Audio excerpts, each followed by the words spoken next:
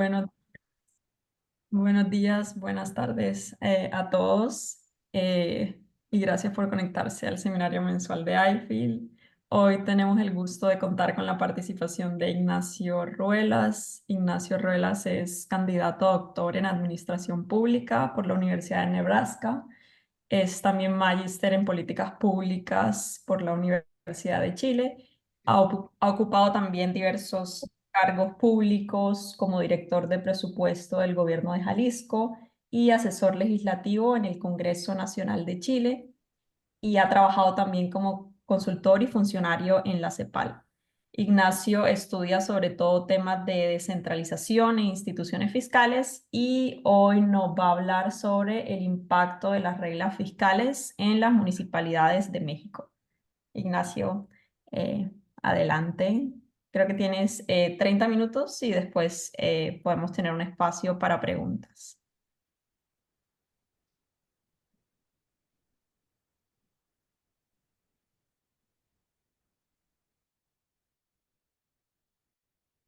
Gracias, Diana. Nada más me confirman si pueden ver la presentación. En un segundo la vuelvo a poner. ¿Se ve? Sí, Sí, ya se ve, sí. Ok, perfecto. Bueno, buenos días, muchas gracias, Diana. Bueno, como ya lo dijo Diana, mi nombre es Ignacio Ruelas Ávila. Soy mexicano. Actualmente me encuentro estudiando el doctorado en la Universidad de Nebraska, Omaha. Y bueno, ese soy yo. Y ahora paso a agradecer a iField por la oportunidad. Javier, muchas gracias por considerarme. Vanessa, Tuseli, por todo el trabajo realizado. Diana, por supuesto, por aceptar moderar el seminario. A todos ustedes por conectarse. Es noviembre y yo creo que es esa etapa del año en el que uno ya quiere que el año termine. Y bueno, especialmente pues agradecerle a Juan Pablo Jiménez, que ya tiene, desde hace 10 años lo único que ha hecho es darme oportunidades y bueno, pues quería hacerlo público. Y si les parece, pues empezamos. A ver, la presentación de hoy se centrará en un artículo de reciente publicación en el International Journal of Public Administration. Así que lo que van a esperar el día de hoy es una estructura bastante tradicional de artículo empírico, que cuenta con pues, motivaciones, una revisión de literatura. Intento hacer haré un pequeño espacio para tratar de contextualizar, que quizá acá no es tan necesario porque, bueno, este grupo está plagado de expertos sobre el tema latinoamericano y en especial de México. Abordaré lo que es mi propuesta conceptual para abordar este trabajo.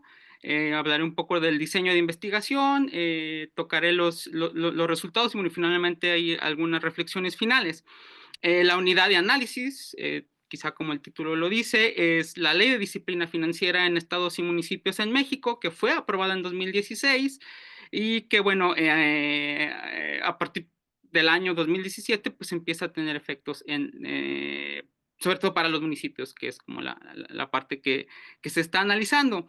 Esta ley, conceptualmente, al menos en mi discusión, da forma a una regla fiscal, dados pues la regla de balance presupuestal que incluye las restricciones de endeudamiento, los límites del gasto, sobre todo al gasto en salarios, y a la deuda, que son incluidos explícita e implícitamente, si ustedes quieren, en la misma ley. Por eso la llamo una regla fiscal. Bueno, en cuanto a las motivaciones, pues primero parte de la ley en sí misma, ¿no? La ley, siempre cualquier reforma, cualquier ley es un espacio para echar a andar diseños de investigación y ver sus resultados en el corto, mediano y largo plazo. Asimismo, busca contribuir a una conversación sobre los efectos de las reglas fiscales subnacionales y se sitúa especialmente en el contexto latinoamericano. Dado que la ley es de naturaleza nacional y aplica para todos los municipios, la pregunta es bastante sencilla, bastante simple, si ustedes quieren, indaga si las reglas fiscales centralizadas, que es nacional, logran alinear el comportamiento fiscal de los gobiernos locales hacia el cumplimiento de lo que son pues, metas nacionales.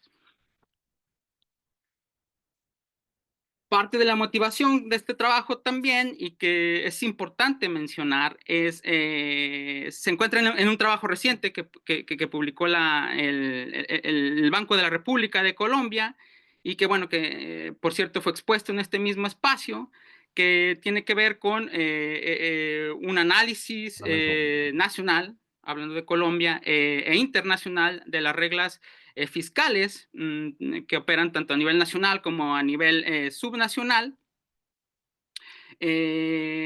Así que, bueno, esta conversación toma forma a partir del año 90, si ustedes quieren, cuando, bueno, las reglas fiscales en América Latina fueron creadas en aras de restringir el comportamiento fiscal de los gobiernos, tanto por el lado del déficit como por el lado de la deuda. Sus objetivos se amplían a raíz del Tratado de Maastricht, donde, bueno, se pretende que a través de las reglas, pues también controlar la inflación. Finalmente, bueno, no, perdón, siguiendo, perdón, a mediados de los 90 se intenta incluir factores externos que puedan afectar el comportamiento fiscal, específicamente en el caso del ciclo del precio de los commodities. Y después viene la crisis financiera del 2008, cuando la conversación empieza a centrarse en todos aquellos factores que puedan afectar las condiciones, todos aquellos factores cíclicos que puedan afectar, pues, las condiciones financieras de los gobiernos, de nuevo, nacionales y subnacionales. Y finalmente, bueno, viene COVID-19, donde la idea de flexibilizar las reglas toma forma, dado que, como ustedes y como se ha documentado también en este espacio, los gobiernos locales pues adquieren nuevas responsabilidades sociales de gasto. A diferencia, y aquí me gustaría hacer un punto de lo que uno puede ver aquí en Estados Unidos, que son dos conversaciones separadas en términos de reglas fiscales. El límite de la deuda federal en Estados Unidos es una conversación, y los límites a los impuestos y al gasto de los gobiernos estatales, bueno, que los gobiernos estatales imponen a los gobiernos locales, son conversaciones realmente separadas aquí en Estados Unidos.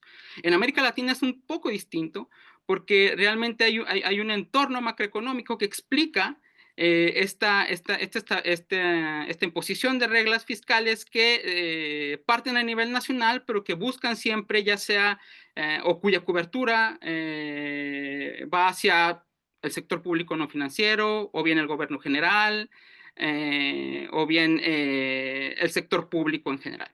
Entonces creo que América Latina es una conversación un poco distinta, y creo que tiene interés por sí mismo para nosotros y para también la comunidad internacional.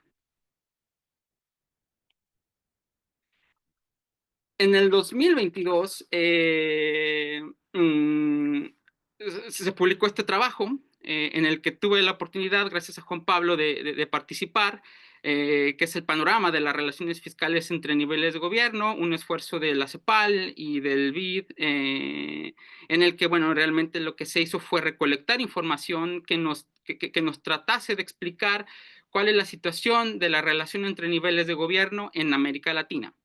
Parte de lo que se encontró ahí fue que en general la mayoría de los países cuentan con algún sistema de responsabilidad o de control interno de las finanzas públicas subnacionales. En este sentido, la pregunta que surge es, bueno, ¿y cómo funcionan? ¿De verdad son efectivas?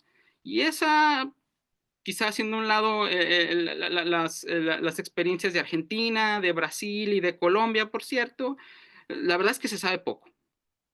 Entonces, esto también motiva este trabajo. Pasando a la revisión de literatura, bueno, encontramos primero la parte más conceptual, la parte más empírica, que trata de demostrar que este tipo de instrumentos pretenden reducir los espacios de discreción en el manejo de la política fiscal, y al mismo tiempo, bueno, prevenir lo que es el monopolio en la toma de decisiones de política fiscal. En el plano empírico y sobre todo en lo que refiere a los gobiernos locales, bueno, los estudios subrayan los efectos de este tipo de reglas en la disciplina fiscal, particularmente por el lado del control del gasto y de las mejoras en los déficits. Y un ejemplo de ello, pues, es el trabajo que publicado en el año 2022 de Carrera y Martínez, que hicieron para el caso de Colombia, donde efectivamente encuentran una reducción por el lado de los gastos operativos, así como una mejora por el lado del déficit corriente. Déjenme darles un breve, una breve referencia sobre el caso de México. Partiendo, bueno, es un país federal, 32 estados, alrededor de 2.470 municipios. Lo que muestran los estudios, tanto históricos como empíricos, es que, bueno, ha existido un desbalance crónico, si ustedes quieren, en la asignación de responsabilidades de gasto y la descentralización de capacidades de recaudación de ingresos, ¿no? También existe una falta de aprovechamiento de las bases gravables y de las potestades tributarias con las que cuentan particularmente los municipios. El federalismo en México es claramente anclado en lo que es el sistema de transferencias, y esto se revela en que alrededor del 85% de los ingresos del sector público pues provienen del gobierno federal. En este contexto, como ya lo mencionaba, en el año 2016 surge esta ley de disciplina financiera, esta regla fiscal, como un mecanismo centralizado para alinear el comportamiento fiscal tanto de los estados como de lo que es nuestro área de interés, los municipios. La tendencia en los últimos años en México, y particularmente a nivel local, sugiere una estabilidad en las cuentas públicas por el lado de los resultados fiscales, con dos caídas específicas: 2014, pues asociada a la caída de los precios, y pues la de 2020, que tiene que ver con COVID-19. La deuda, por su parte, la deuda, que es el resultado acumulado de los déficits, refleja la estabilidad en los resultados fiscales con como ya lo dije, con una reducción gradual a lo largo de los últimos años. Esta disminución, vale señalar, inicia incluso antes del establecimiento de esta regla fiscal.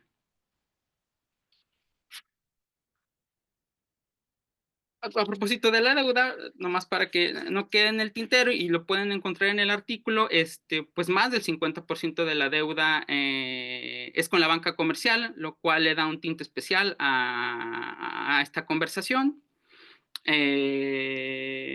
tanto a nivel de estados como a nivel de municipios.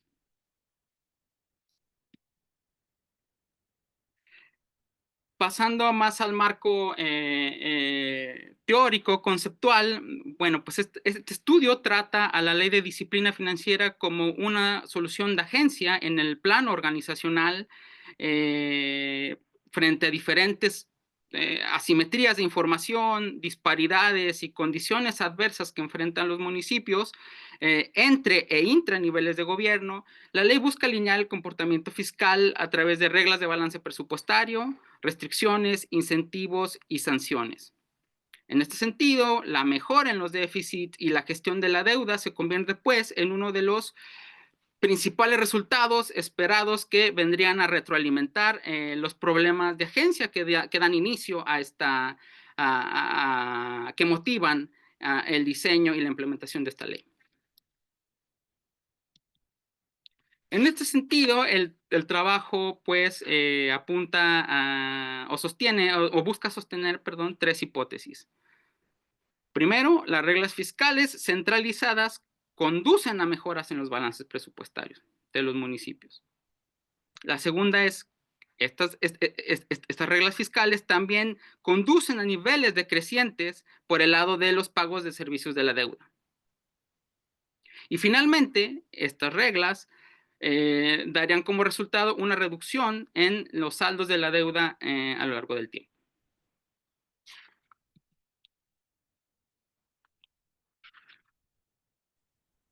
La estrategia metodológica se sienta pues en parte de un modelo convencional de diferencias en diferencias, asumiendo simplemente que hay dos tiempos y dos grupos, dos tiempos antes y después, dos grupos expuestos y no expuestos a la ley, ¿sí?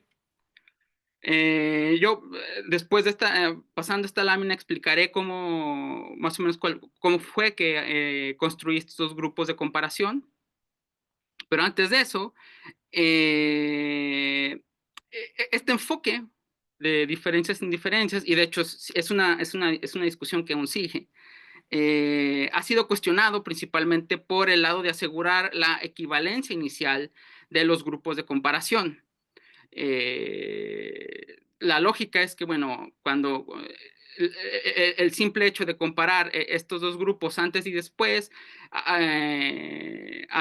los haría equivalentes en el tiempo estos grupos, lo que se ha demostrado que no es así, y por lo mismo se han desarrollado, bueno, cada vez métodos más, si ustedes quieren, novedosos para aislar estos efectos y lograr tener grupos comparables antes y después de la intervención. Este estudio, para corregir o para intentar corregir este tipo de falencias, este estudio emplea el enfoque de los efectos promedios en los tratados a nivel grupal, el cual permite diferenciar los efectos de acuerdo al periodo en que cada grupo es tratado, y así compararlo. Primero, o sea, permite tener al grupo de comparación sobre una base de condiciones similares antes de la intervención, lo cual permite compararlo con un grupo que puede ser nunca tratado o nunca expuesto a la política, o bien que será expuesto una vez que se implemente la política. También permite capturar, creo que ya lo había dicho, la evolución de los resultados fiscales, o bueno, en este caso los resultados fiscales, antes y después de la política, de la reforma, de la intervención, lo que se conoce en el lenguaje como estudios de evento. Los estimadores, asimismo, permiten agrupar a las unidades de acuerdo a la probabilidad de estar expuesto a la ley o a la intervención, en función a distintas condiciones socioeconómicas, incluso fiscales, que sean comparables pues, en el tiempo. Retomando la construcción o el diseño de la investigación, los grupos de comparación se construyeron a partir de la ley esta regla de balance presupuestario que señaló anteriormente, y en este sentido, aquellos municipios que acumularon en promedio déficit fueron considerados, que en promedio tuvieron déficit entre el año 2011 y el año 2016, antes de lo que es la reforma, bueno, fueron considerados como expuestos. Y aquellos grupos que en promedio acumularon ya sea un equilibrio presupuestario, ingresos menos gasto igual a cero, o bien un superávit, bueno, fueron parte del grupo no expuesto. Acá, bueno, vale decir que se hizo tanto, porque la ley plantea esto tanto a nivel agregado, o sea, ingreso menos gasto, como también a nivel o tomando en cuenta únicamente los ingresos de libre disposición, que no es más que la suma de gran parte de las participaciones y los ingresos propios. También se usaron controles mayormente socioeconómicos y demográficos, asumiendo que, bueno, estas variables logran dar un proxy a las necesidades de gasto de cada municipio.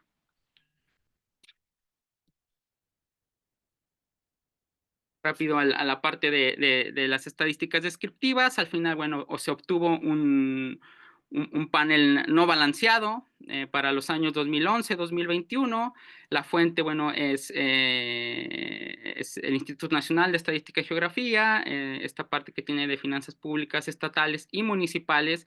Aquí igual me gustaría hacer un punto y bueno, invitar a una conversación más amplia sobre la producción de cifras fiscales, porque, bueno, como ustedes bien saben, estas cifras son a raíz de encuestas, lo cual siempre merece cautela. Lo ideal sería elaborar este tipo de trabajos con base en cifras más relacionadas con cuenta pública, ¿no? Y bueno, también se complementa esta base de datos con cifras del Coneval, en donde uno puede encontrar tanto a nivel municipal información socioeconómica sobre brechas sociales y, bueno, demográficas. Algunos descriptivos que vale la pena señalar: el 19% de las municipalidades estuvieron expuestos a la regla fiscal, de acuerdo con lo que ya señalé anteriormente. En pesos del 2013, los municipios promediaron un equilibrio presupuestal, lo cual va en línea de la tendencia que mostré anteriormente. El pago por servicios de la deuda, que es otra variable que estoy tomando como variable de interés, promedió el 4% de los ingresos de libre disposición, y la deuda promedió un 7% de los ingresos de libre disposición. Los resultados, una vez implementada la ley, sugieren una mejora por el lado de los déficits municipales de, en promedio, 400 pesos mexicanos per cápita.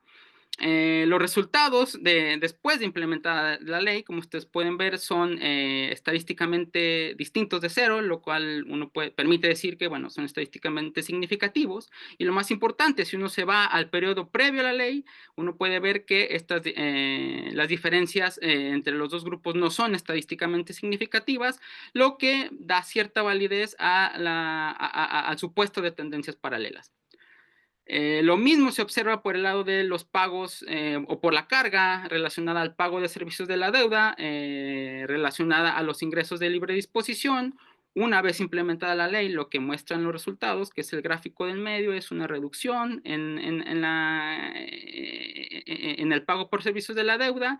Esta reducción sería estadísticamente significativa, distinta de cero, y previo a la implementación, bueno, estas diferencias la diferencia entre los dos grupos pues no es estadísticamente significativa, lo cual pues, validaría nuevamente el supuesto de tendencias paralelas. Y finalmente, por el lado del saldo de la deuda, no se observan efectos estadísticamente significativos hasta el momento.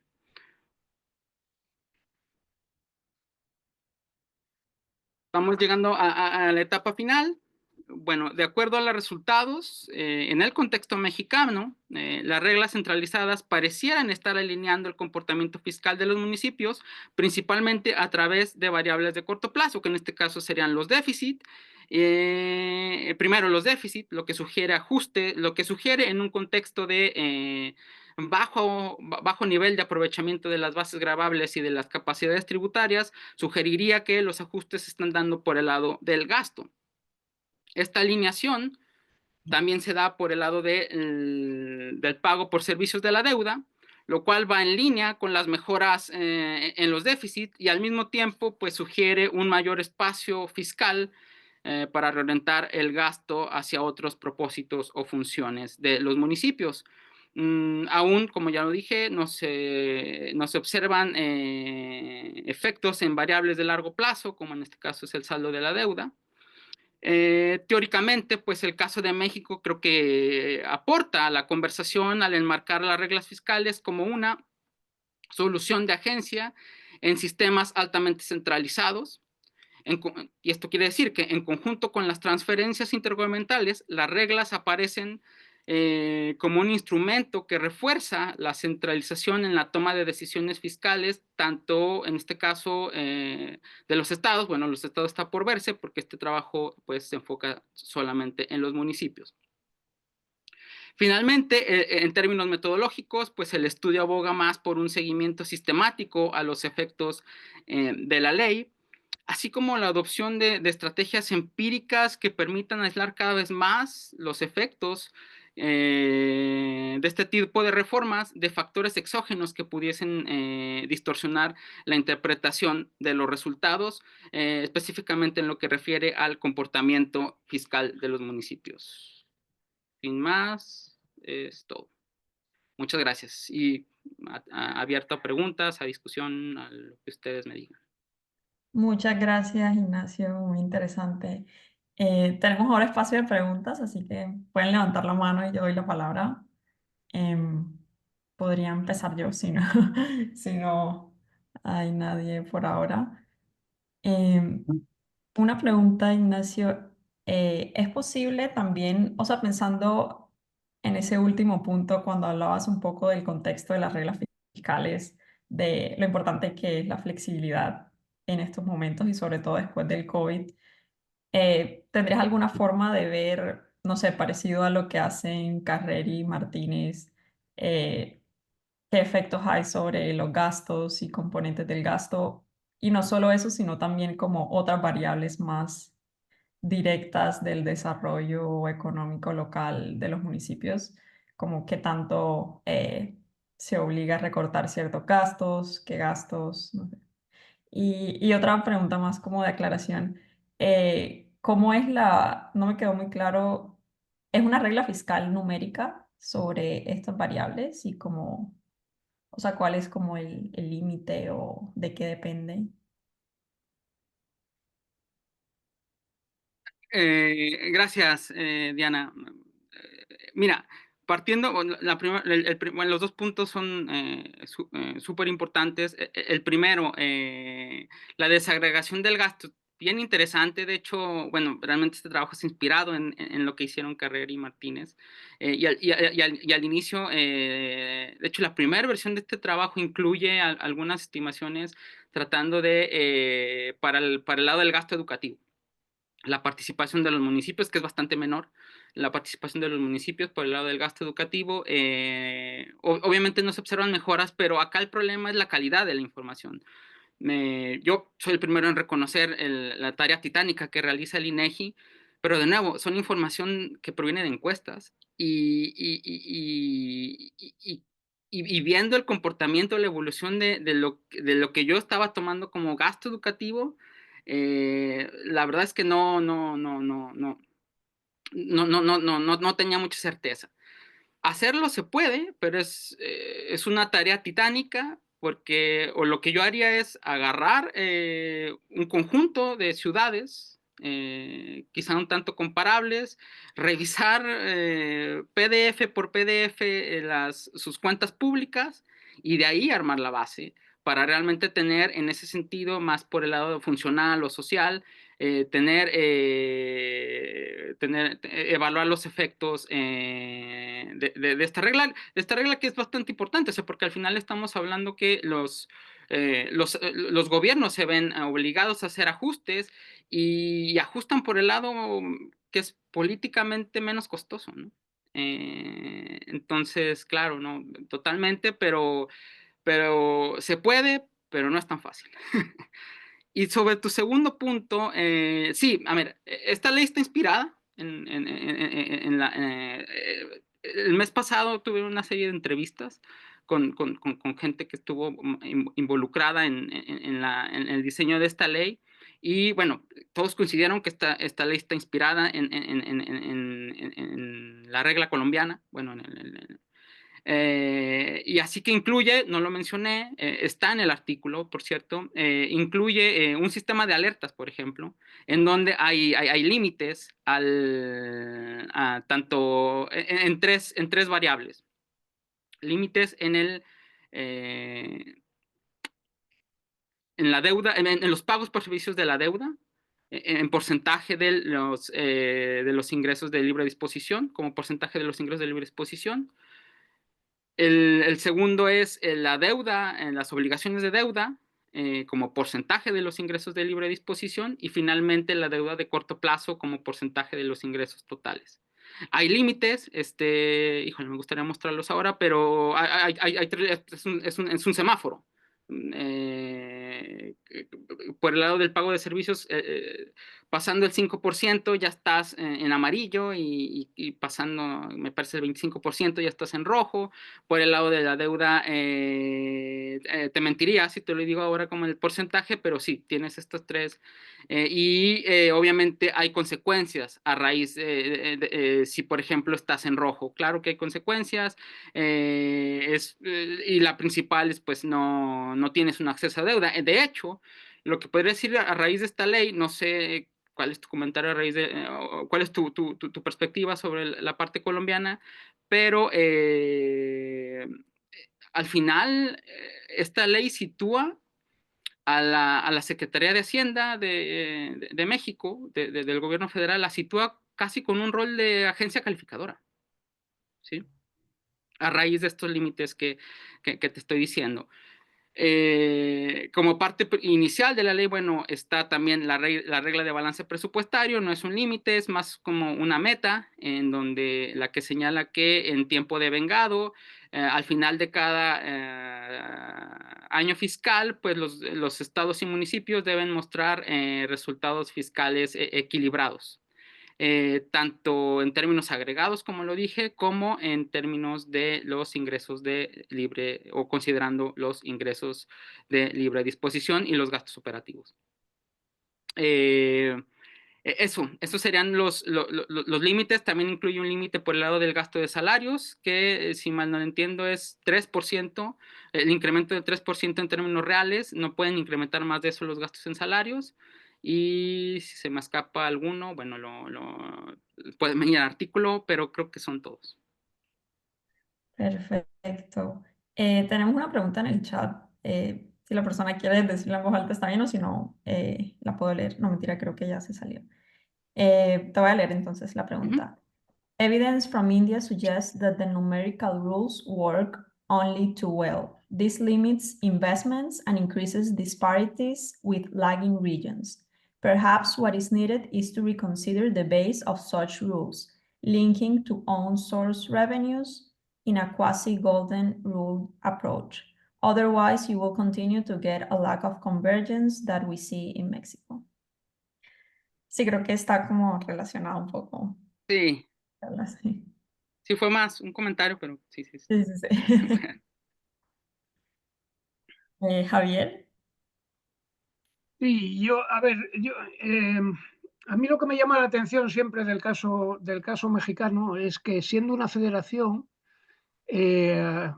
formalmente por lo menos una federación, un país federal, la manera de financiarse los gobiernos descentralizados es fuertemente centralizada. Es decir, tú lo has dicho antes, que si no capté mal el dato, el 85% de la financiación viene de coparticipaciones en ingresos, ¿no? En un tema en transferencias intergubernamentales. Es decir, que la capacidad fiscal propia de los gobiernos locales es mínima, ¿no?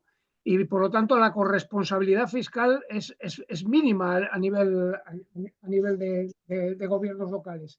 Entonces, en ese sentido, a mí me llama la atención el establecimiento de reglas fiscales fuertes en un ámbito institucional de este tipo, porque al final lo que estás diciéndole a los gobiernos municipales es una de dos: o gaste usted menos para no saltarse la regla, porque no tiene manera si quiere gastar más, si quiere prestar más servicios, si quiere cubrir determinadas necesidades que no están cubiertas, acceder directamente a los ciudadanos, pedirles dinero directamente a los ciudadanos con fiscalidad propia, o bien excitar el victimismo de los gobiernos locales, ¿no? Frente al gobierno federal. Es decir, miren, es que no puedo hacer nada porque no me dejan, ¿no? Entonces, no sé si este asunto es asunto de debate en México o no, o simplemente ya se da por hecho que esto es así y por lo tanto a nadie le importa este tipo de presunta modificación institucional. No sé cómo lo ves, Nacho. No, súper acertado el comentario. Mira, esta regla nace en un contexto en donde la administración que inició en el año 2012 y que terminó en el año 2018 del presidente Enrique Peña Nieto, lanzaron una agenda de reformas y crearon hasta le llamaron el Pacto por México, en donde en ese entonces los tres principales partidos hicieron una coalición para empujar una reforma energética, reforma educativa, y esta fue, si tú quieres, la colilla de esa reforma. Y fue una reforma que a raíz del nuevo gobierno, del gobierno saliente de del presidente Andrés Manuel López Obrador, yo creo que fue de las únicas que no sufrió cambios sustanciales. Digamos, ni siquiera, o ya, lejos de cancelarse o de cambiarse, ¿no? Y yo creo que eso habla mucho de la poca relevancia del tema a nivel nacional.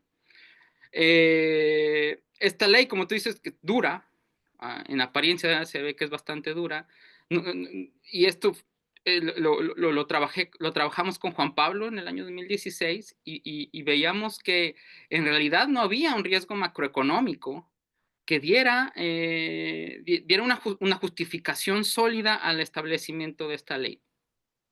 Dicho esto, e intentando responder tu pregunta, es por lo que esto se ve más como un instrumento secundario para centralizar aún más la toma de decisiones fiscales a nivel local. Más que como de naturaleza eso es, que como un mecanismo corrector de mal manejo de recursos públicos.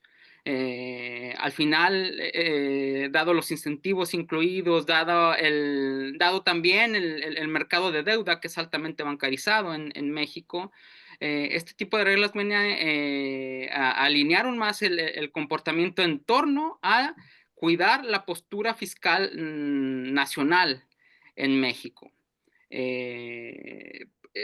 También vale decir, dentro de la misma regla, bueno, se incluyen la deuda estatal garantizada, que para acceder a ese tipo de rescate, si tú quieres, necesitas cumplir con una serie de requisitos, entre ellos atar el pago de la deuda a este sistema de transferencias que tú señalaste antes, Javier. Pero bueno, no sé si respondí tu pregunta, pero esa es como mi interpretación a raíz de lo que he estado pues trabajando hasta el día de hoy.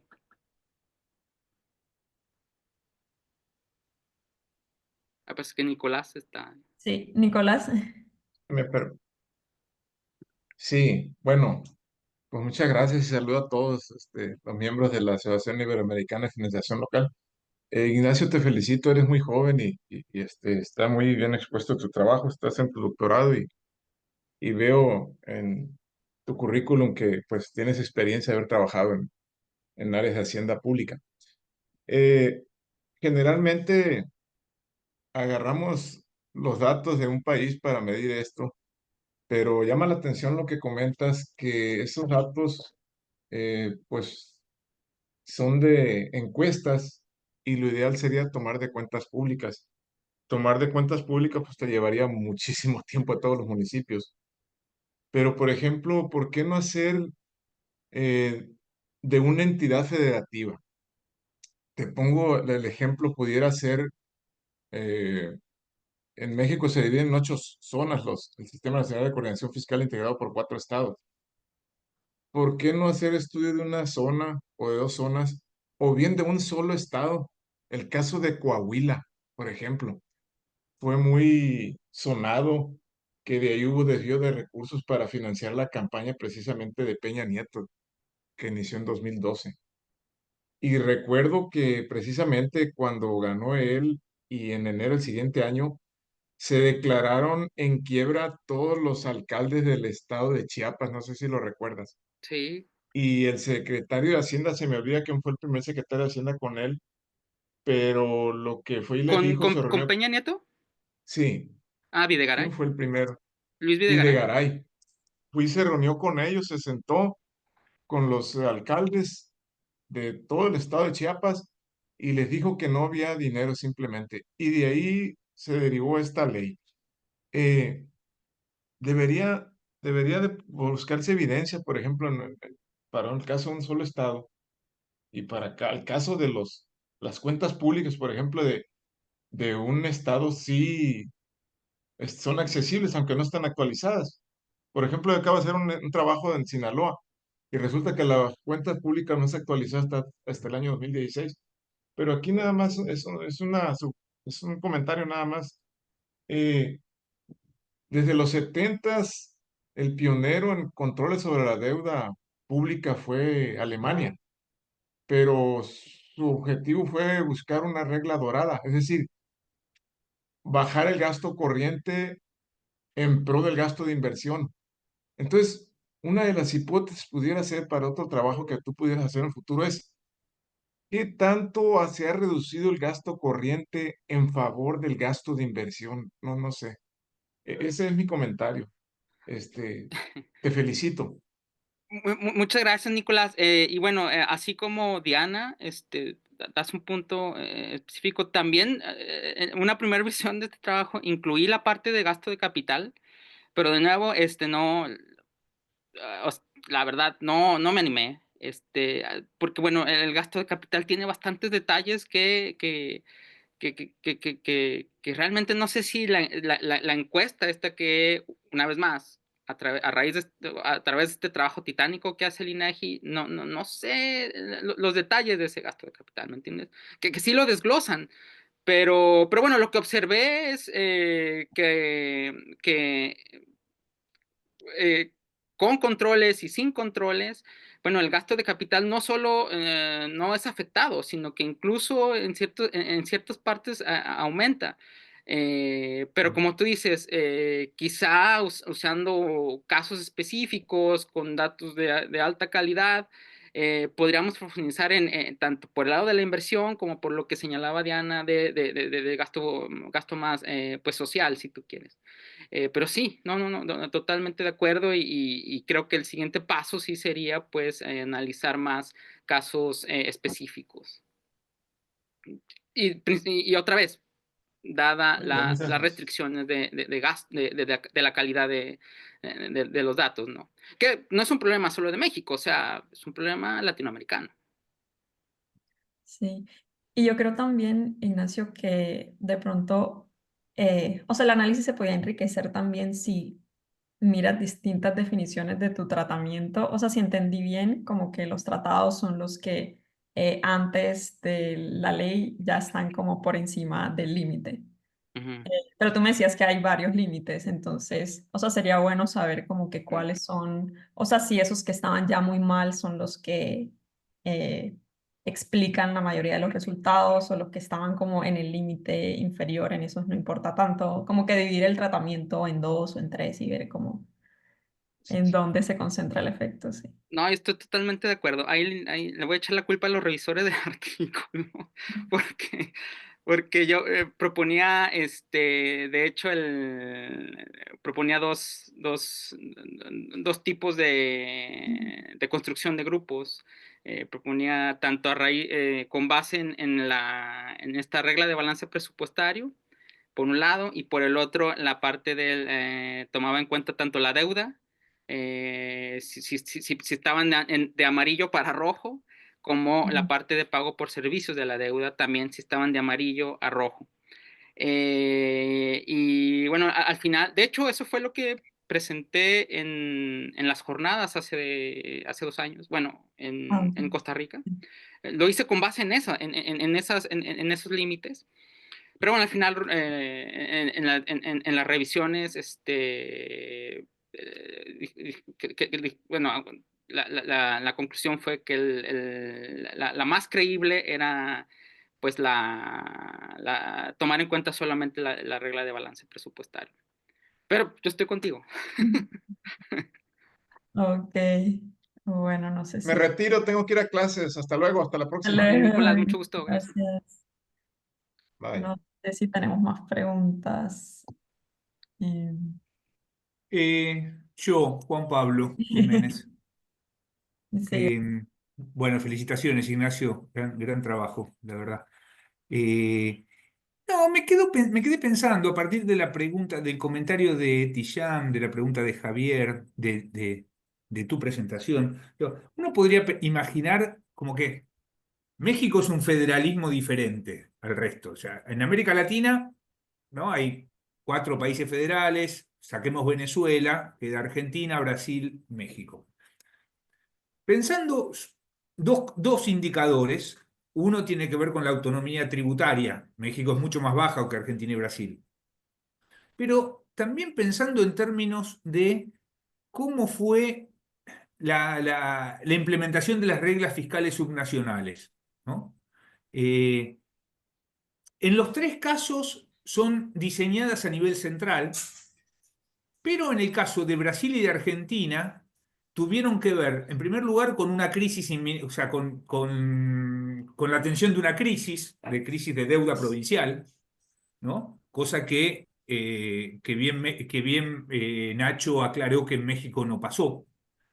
Pero también, por otro lado, para que se sumen los gobiernos subnacionales, en el caso, o sea, en realidad estados y provincias, en el caso de Brasil y Argentina, el gobierno tuvo que implementar una especie de programas tipo renegociación o sea, tuvo que renegociar la deuda subnacional, o sea, tuvo que presentarse casi como, y creo que en el caso de Colombia también, la ley 358, ¿no? Tuvo al lado renegociación de deuda. O sea, ¿no? Entonces tenías un anzuelo, ¿no? Tenías esta aproximación contractual, la llamaba Álvaro Manuel, en un artículo, ¿no? Entonces, ok, yo yo te refinancio, yo te permito un acceso, mejores tasas y te refinancio, o sea, la deuda, pero a la vez vos me garantizás una convergencia hacia cierto equilibrio, ¿no?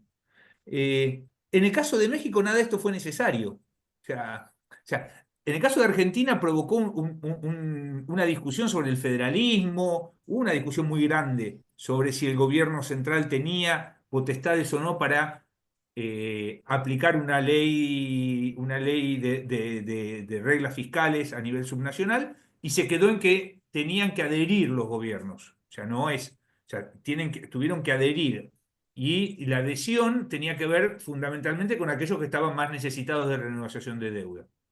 En el caso de México no fue necesario nada, y en Brasil fue algo parecido también. Acuérdense ustedes son jóvenes, pero en los 90 estuvo, ¿no? el default de Minas Gerais, ¿no? Eh, fue necesario algún tipo de los gobiernos cediéndole potestad al gobierno central, los gobiernos subnacionales. Uno pensaría que México es un federalismo más centralizado, es un federalismo diferente, ¿no? No sé si es No una puedo estar más pregunta, de es una acuerdo reflexión, con pero no eso. sé. No, es un federalismo totalmente centralizado, es un federalismo en el que el gobierno federal realmente no, mm, o difícilmente ve alterado su poder, eh, porque está, y como lo mencioné al principio de la presentación, está sumamente anclado al sistema de transferencias. De hecho, y una lástima que se haya ido Nicolás, pero dio un punto súper importante, y es injusto citarlo sin estar él, pero realmente, y esto lo escuché en esta serie de entrevistas que he estado haciendo, esto nace a partir del problema de Coahuila. Esta ley surge, se diseña a partir y perdón perdón por el francés, pero surge a raíz de un escándalo relacionado a un mal manejo de las finanzas públicas de un solo estado. Entonces, claro, o sea, los gobiernos lo único que les queda o les ha quedado es adaptarse a esta nueva institución que es parte de un federalismo per se centralizado. que va en la línea de tu punto. Y aquí también, y esta idea de adaptarse, la señalo porque me gustaría compartir con ustedes. Hay en las entrevistas que hice, entrevisté a un experto en la materia como Héctor Villarreal, y él señalaba tres periodos de un secretario de un tesorero en la municipalidad a raíz de la implementación de la ley. El primer periodo, el primer periodo el primer sentimiento, si ustedes quieren, de un tesorero es: me encanta la ley, porque me deja todo más fácil, porque ya la administración anterior ya no pudo, perdón, expandir el gasto en el último año, y vio restringida su posibilidad de dejarme problemas. Avanza el periodo, son 3 años con posibilidad de reelección, avanza el periodo, y el alcalde, si quieren, al año y medio, dice: ay, como que esta ley no me gusta tanto, pero bueno, puedo manejarla. Y finalmente, si tú le preguntas a ese alcalde al último año, te va a decir que odia la ley, porque son demasiadas restricciones y que pues, no le queda de otra más que adoptarlas, porque de otra forma no accede o va a enfrentar más problemas para el acceso a crédito, si es que tiene acceso a crédito, e incluso, bueno, problemas en términos del flujo de participaciones y aportaciones federales. Muchas gracias, Ignacio. No sé si tenemos más preguntas, comentarios. Parece que no. Bueno, muchas gracias, Ignacio, por presentar este trabajo tan interesante, y gracias a todos por conectarse al seminario mensual de iField. Y nos vemos en el próximo seminario. Gracias, Diana, gracias, iField, gracias, Javier, gracias, Vanessa, gracias a todos. Muy bien, pues muchas gracias, Diana y Nacho. Y lo dicho, nos vemos en el próximo seminario de iField. Nos vemos. Buenas tardes Bueno, a y todos. felicitaciones, es el seminario más joven que nos ha tocado desde que Sin nacimos, duda, ¿eh? sin duda. Así Que que muchas cunda, que gracias por cunda. bajarnos el promedio, Nacho y Diana. Y Vanessa también. Digo, todos nos bajan el promedio. Que cunda, que cunda. Un ejemplo. Sí. Muchas Bueno, gracias. Nos chao. vemos.